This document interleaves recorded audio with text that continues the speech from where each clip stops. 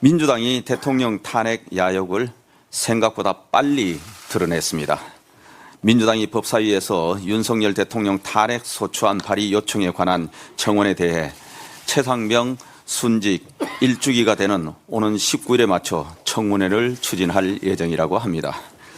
젊은 군인의 비극을 탄핵의 불쏘시개로 이용하겠다는 정치적 의도를 노골적으로 드러낸 것입니다. 이 청원은 그 내용을 하나씩 뜯어보면 말도 안 되는 청원이라는 것을 금방 알 수 있습니다. 이 청원은 접수되어서도 안 되고 처리되어서도 안 되는 청원입니다. 이 청원은 대통령 탄핵의 5가지 사유를 들고 있습니다. 첫째, 해병대 박정훈 수사단장에 대한 외압 행사. 둘째, 뇌물수수, 주가 조작 등 대통령 부부 일가의 부정비리 의혹. 셋째, 전쟁 위기 조장. 넷째, 일본 강제징용 제3자 변제.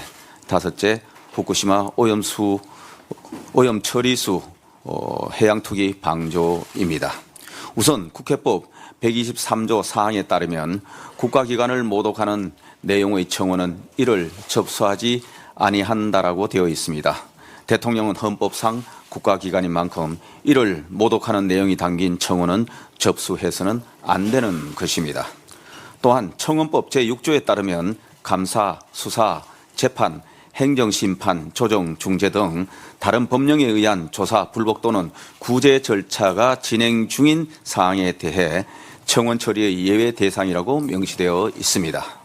그런데 국회 청원심사규칙 제3조 불수리 사항의 통지 조항에 따르면 의장은 청원법 제6조에 따른 청원 처리의 예외 사안에 대해서는 청원을 수리하지 아니한다라고 되어 있기 때문에 수사가 진행 중인 사안이 담긴 이 청원은 국회의장이 법적으로 수리해서는 안 되는 청원입니다.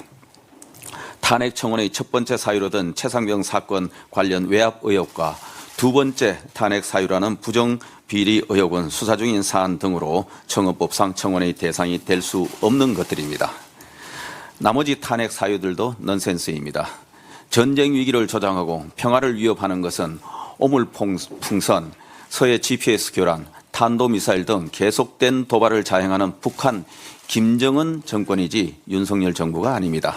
윤석열 정부는 힘에 의한 평화를 지향하며 북한의 불법 도발에 대해 국제법에 입각해 원칙적인 대응을 해왔을 뿐입니다.